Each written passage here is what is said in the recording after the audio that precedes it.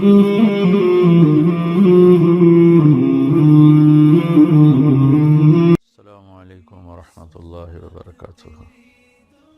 بسم اللہ الرحمن الرحیم، والصلاة والسلام علی رسولہ الکریم وعلی آلہ وصحبہ اجمعین۔ میرے محترم بھائیوں، بہنوں، دوستوں، بچوں، بچیوں، کا سال بہت سی تلخ یادیں لے کر ہم سے رخصت ہو گیا، اور 2016 کا سال معصوم بچے کی طرح سے ماں کی گود میں آتا ہے تو وہ کتنا پیارا ہوتا ہے۔ 2016 کا سال اللہ تعالیٰ نے ہماری گود میں اسی طرح ڈالا ہے جیسے ماں کی گود میں بچے کو ڈالتا ہے، اور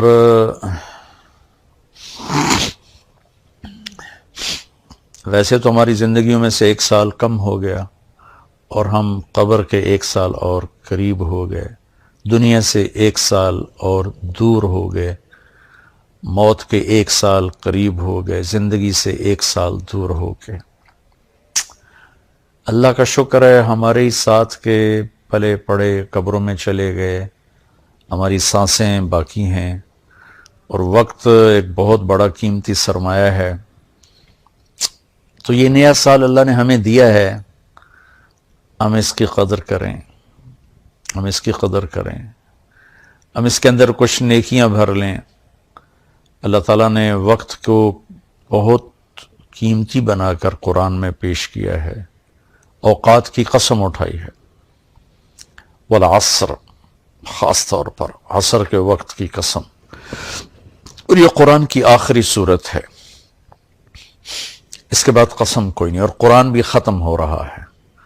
تو ایسے ایک مناسبت سمجھ میں آئی ہے، اللہ کرے گا ٹھیک ہی ہوگی، کہ جیسے عصر کا ٹائم آتا ہے تو دن کے جانے میں ٹائم تھوڑا رہ جاتا ہے، شام اندھیرا آنے میں ٹائم تھوڑا رہ جاتا ہے، تو میرا اللہ آخر قرآن میں یہ قسم اٹھا کے ہمیں کہہ رہا ہے، والعصر، عصر کے وقت کی قسم، کہ جیسے عصر کے بعد ٹائم تھوڑا ہے، اس دنیا کا ٹائم بھی باقی تھوڑا ہی رہ گیا ہے، تمہاری زندگیوں کا بھی ٹائم تھوڑا ہی رہ گیا ہے، جو کرنا ہے وہ جلدی جلدی کر لو،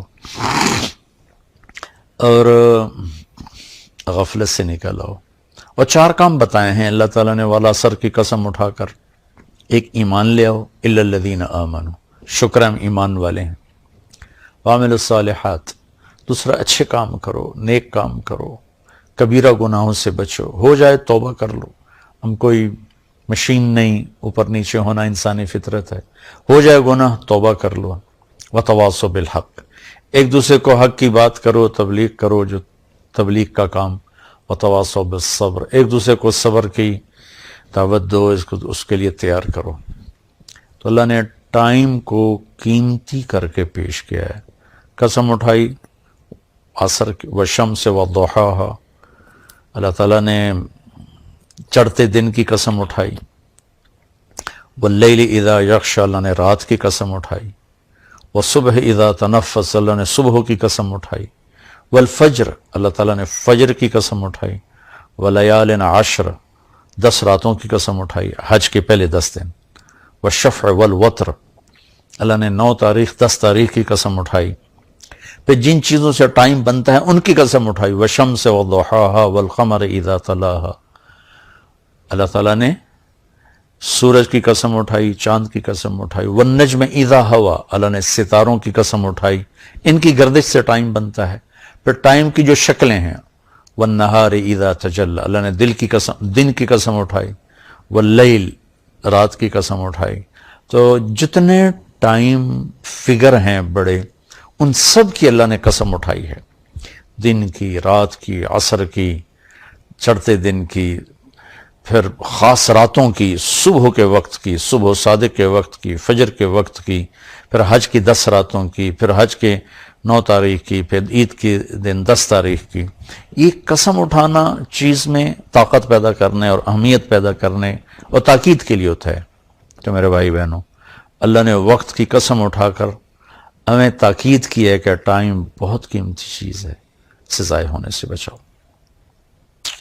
کم از کم یہ ہے، اگر ہم نیکی نہیں کر سکتے تو کوئی گناہ نہ کریں، اور ہم بشر ہیں، گناہ ہو جائے تو توبہ کریں گے تو انشاءاللہ اللہ اپنے فضل و کرم سے معاف فرما دیں گے۔ تو نئے سال کا استقبال تو ہونا چاہیے شکر کے ساتھ، لیکن مغرب کی آندھیوں نے ہمارے بہت سے چراغ بجھا دیے، اور ہم بھی اس رات کو اس طرح مناتے ہیں جیسے وہ مناتے ہیں جن کے سامنے نہ جنت ہے، نہ جہنم ہے، نہ آخرت ہے۔ وہ تو بیچارے معذور لوگ ہیں، انہیں پتہ ہی کوئی نہیں۔ یعلمون ظاہرا من الحیات الدنیا وہم عن الآخرۃ ہم غافلون، انہیں آخرت کا پتہ نہیں، صرف یہی دنیا کو جنت بنانے کے چکر میں ہیں، تو وہ کر رہے ہیں۔ لیکن ان کی نقل میں ہماری نسل بھی راتوں کو اٹھ کر 12 بجے کیا کیا کیا کیا نافرمانیاں کرتے ہیں۔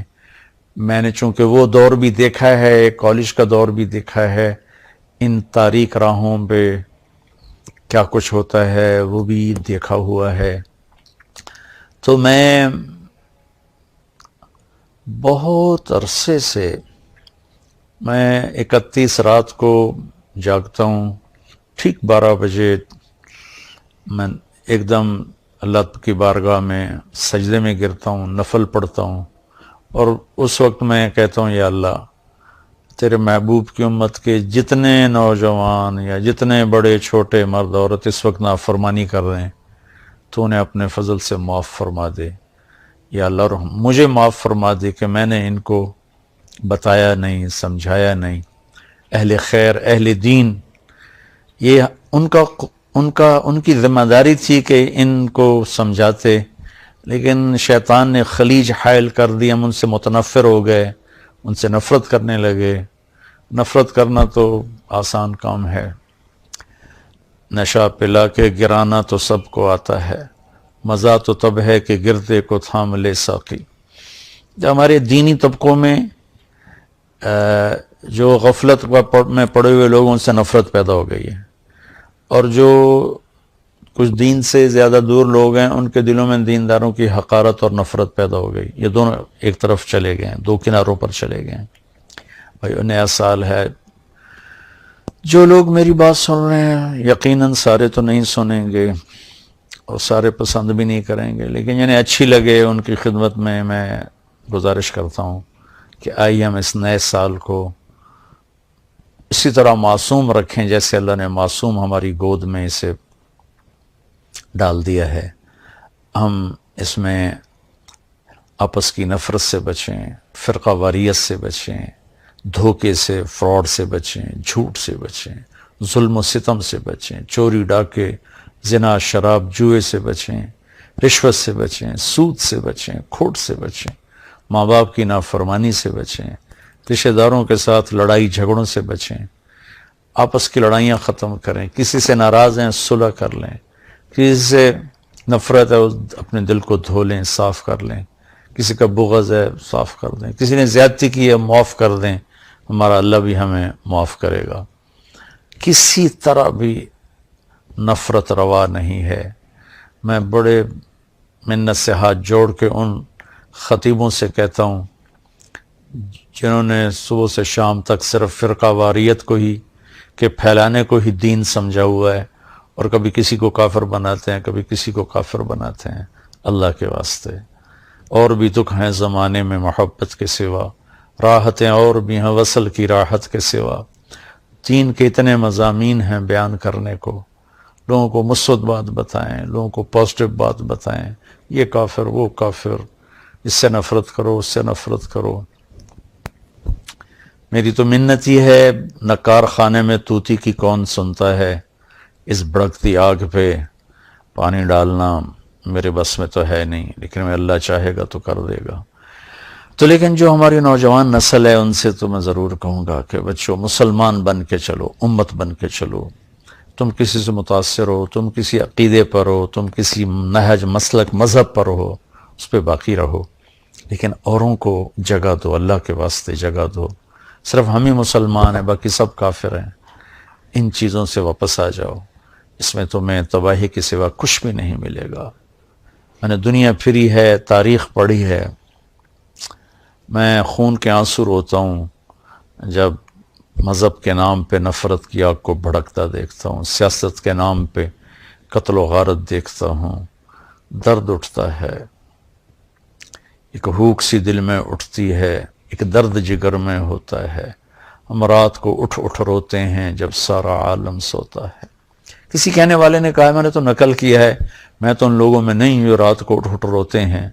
البتہ دکھ ضرور لیے پھرتا ہوں کہ کاش امت کے اندر محبت ہو، پیار ہو۔ افسران سے کہتا ہوں بددیانتی چھوڑ دو، مزدوروں سے کہتا ہوں خیانت چھوڑ دو، تاجروں سے کہتا ہوں کھوٹ ملاوٹ چھوڑ دو، ذمہ داروں سے کہتا ہوں تکبر ظلم و ستم چھوڑ دو، طاقتور سے کہتا ہوں اللہ کو یاد کرو، ایک دن طاقت کا نشہ اتر جائے گا، موت اٹھا کے سب کچھ لے جائے گی۔ چور ڈاکوؤں سے کہتا ہوں ہمارے ہی بچے ہو، ہمارے ہی بھائی ہو، آ جاؤ ہم مل کے توبہ کریں۔ فضیل بن عیاض بہت بڑے ڈاکو تھے، ان پورا عراق ان کے نام سے تھر تھراتا تھا اور کانپتا تھا، لیکن جب توبہ کی تو ایسے بڑے ولایت کے مقام پر پہنچے کہ اس زمانے کے سارے اولیاء کرام ان کے سامنے گھٹنے ٹیک گئے۔ ڈاکو سے اتنے بڑے مقام پر پہنچے، بادشاہ وقت بھی ان کے سامنے بیٹھ کر کانپتے تھے، یا لوگ ان کے ظلم و ستم سے کانپتے تھے، یا پھر ان کی ہیبت اور معرفت الہی اور محبت اللہ کی اور دین کا مقام جو ملا، یا پھر اس سے لوگ ایسے کانپتے۔ ہارون رشید جیسا جابر بادشاہ عطیات کی شکل میں ان کے سامنے بیٹھتا تھا۔ اپنے ہی وہ سب یہ غلط راستے ہیں۔ ظلم و ستم کا راستہ کبھی سکھ کا راستہ نہیں ہے۔ ممکن ہے آپ اپنی طاقت کے بلبوتے اور اپنے باڈی گارڈز پر 4 دن زندہ رہ جاؤ، لیکن آخر موت تو آئے گی نا۔ پھر قبر میں بہت خوفناک کام شروع ہو جائے گا کہ ظالم کے لیے زمین بہت تنگ ہو جاتی ہے۔ تو اب ہمارے بچے ہو، ہماری نسل ہو، میں تو تمہارے لیے بھی اتنا ہی درد رکھتا ہوں، کیونکہ ہمارا ہی بچہ بگڑا ہوا ہے۔ مائیں تو ڈاکو نہیں جنتی، مائیں تو چور نہیں جنتی، مائیں تو کسی کو ظالم نہیں جنتی۔ ماحول معاشرہ ان کے ساتھ وہ چال چلتا ہے کہ کوئی کیا بن جاتا ہے، کوئی کیا بن جاتا ہے۔ حکمرانوں سے کہتا ہوں رحم دل بنو، ظلم و زیادتی سے بچو۔ تمام طبقات سے کہتا ہوں صدق و امانت، سچائی اور دیانتداری، 2 کام اپنے نبی کے ہم لے لیں، ایک سچ بولنا، ایک دیانتداری۔ ایک ہم جھوٹ نہ بولیں، ایک ہم دھوکہ نہ دیں، تمہارا سارا ملک جنت کا ٹکڑا بن جائے گا۔ بجلیوں کے بہتر ہونا بھی ہماری ضرورت ہے، اور چیزوں کا سستا ہونا بھی ہماری ضرورت ہے، لیکن اس سب سے زیادہ ضرورت ہے کہ ہمارے دیش میں سچائی ہو اور دیانتداری ہو۔ کھوٹ ملاوٹ کرنے والوں سے کہتا ہوں اللہ کے واسطے یہ ظلم و ستم نہ ڈھاؤ، اس کا بہت بڑا وبال دیکھنا پڑے گا۔ اور حکومت سے تعاون کریں، حکومت ہمارے ساتھ تعاون کرے، ہم حکمران ناجائز ٹیکس نہ لگائیں جس سے لوگوں کی کمر ٹوٹ جائے۔ تاجروں سے کہتا ہوں ٹیکس بچانے کے لیے چوری نہ کرو، جھوٹ نہ بولو، 2 رجسٹر نہ بناؤ، حکومت کو ٹیکس پورا دو۔ مجھے یقین ہے یہ صدقے کا ثواب لکھا جائے گا، اور میں نہیں سمجھتا ہوں کہ ٹیکس چورانا جائز ہے۔ اگر وہ آپ کو فتویٰ دیتا ہے ٹھیک ہے، میرے سر ماتھے پر اختلاف رائے ہے، لیکن میری رائے میں ٹیکس بچانے کے لیے جھوٹ بولنا یہ اتنا ہی جھوٹ ہے جتنا کسی اور چیز کے لیے جھوٹ بولنا ہے۔ تو چند پیسوں کے لیے جھوٹ نہ بولیں، اپنے حکومت کی مدد کریں، ہم ان کو ٹیکس دیں۔ حکمرانوں سے کہتے ہیں ایسا ظالم ٹیکس نہ لگائیں کہ لوگ جھوٹ بولنے پر مجبور ہو جائیں اور ان کی کمر ٹوٹ جائے۔ تو اللہ تعالیٰ ہمارا یہ سال خیر و برکت کا بنا دے، اچھا بنا دے، ایک دوسرے سے پیار محبت کی فضا قائم کریں۔ عبادات میں نماز بالکل نہ چھوڑیں، کہ نماز کا چھوڑنا اگر کہیں بھی گنجائش ہوتی تو حسین عالی مقام کربلا کے مقام پر ان کو حق بنتا تھا کہ وہ ظہر کی نماز چھوڑ دیتے، لیکن انہوں نے زیر خنجر تلواروں کے سائے میں اپنے خون سے وضو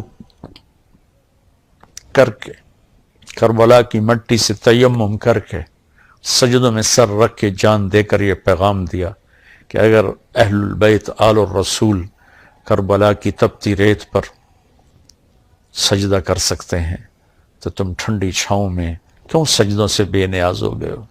ہمارے دیہاتی کہتے ہیں اللہ آپ پہ بشکیسی، اللہ آپ پہ بشکیسی۔ یہ بہت خطرے کی بات ہے بھائیو. نماز نہیں چھوڑی گئی کربلا میں بھی تو آج کیسے چھوڑی جا سکتی ہے؟ یہ میرا پیغام ہے. اللہ تعالیٰ مجھے آپ کو سب کو اپنے دین کی، دنیا کی، اس ملک کی حفاظت کے لیے استعمال فرمائے اور ہم سے راضی ہو جائے. السلام علیکم ورحمۃ اللہ وبرکاتہ.